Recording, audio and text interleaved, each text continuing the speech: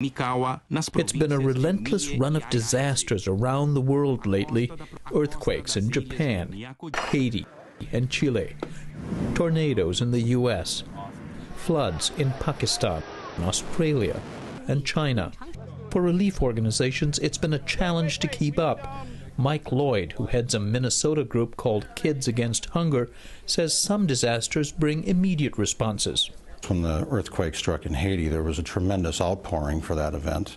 It went on for several months where we had groups all over the country wanting to pack meals, and it was a real scramble for us to meet that demand. And of course, donor dollars followed the demand for packaging the meals.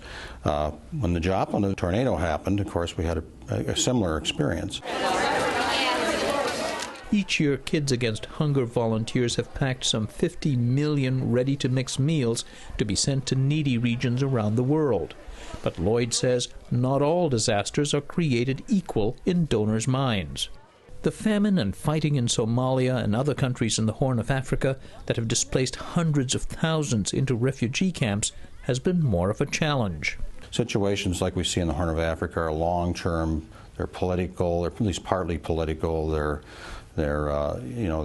somewhat related to the drought situation, but it's been a long-term political struggle in those areas, and that's just has not excited the packers and the donors in the same way. It's not so much about compassion fatigue. I think people are as compassionate today as they ever have been. For us, it's actually more a belief fatigue. Daniel Wordsworth says many people are reflexively wary of some countries. Wordsworth heads another Minneapolis-based aid agency, American Refugee Committee, or ARC. ARC also saw a huge response to the Haiti earthquake, but support for Pakistan, hit by massive floods a few months later, was far weaker.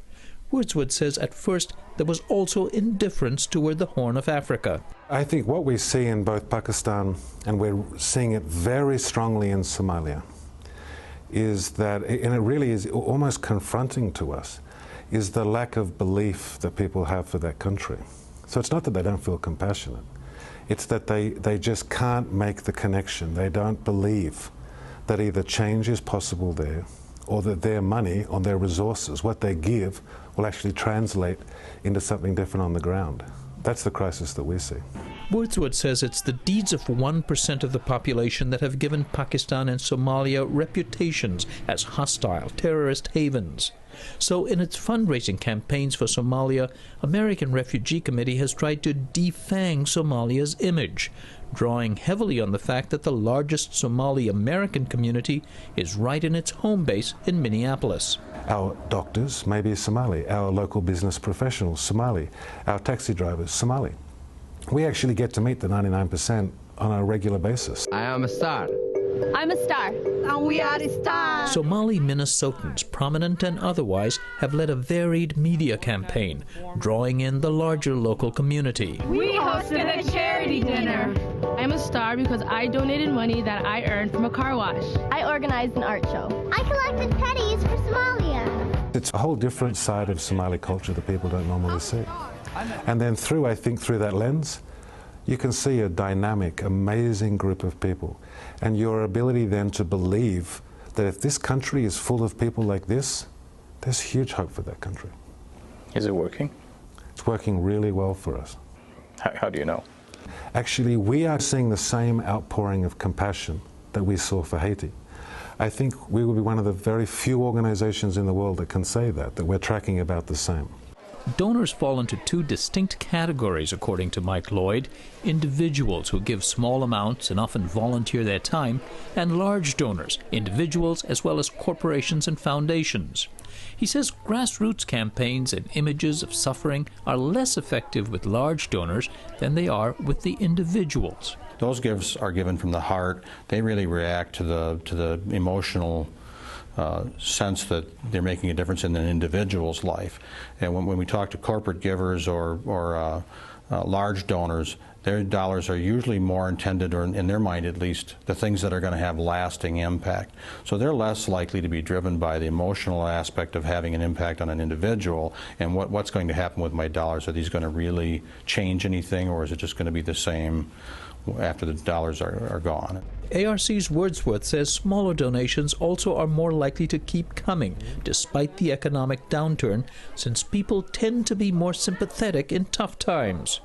Corporate donors, as well as well-heeled individuals, need more convincing, he says. Maybe it's a case that when you're investing a lot, it's like any investor. You know, you want to actually have a pretty strong argument made to you before you're willing to step forward with substantive amounts.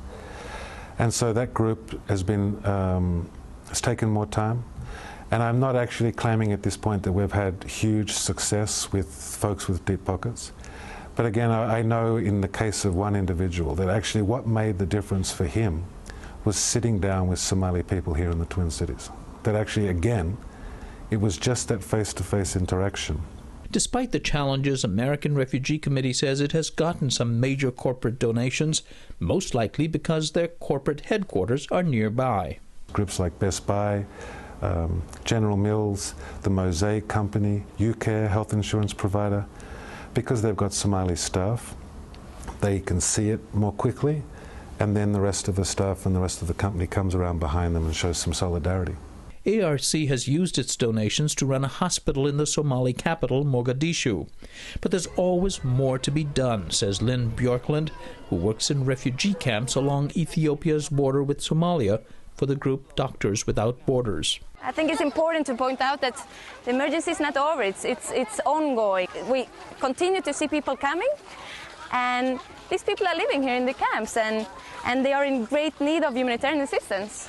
One of the biggest challenges is to keep attention focused on ongoing crises, like that in the Horn of Africa, even as they recede from headlines or get buried by bigger headlines about a new disaster.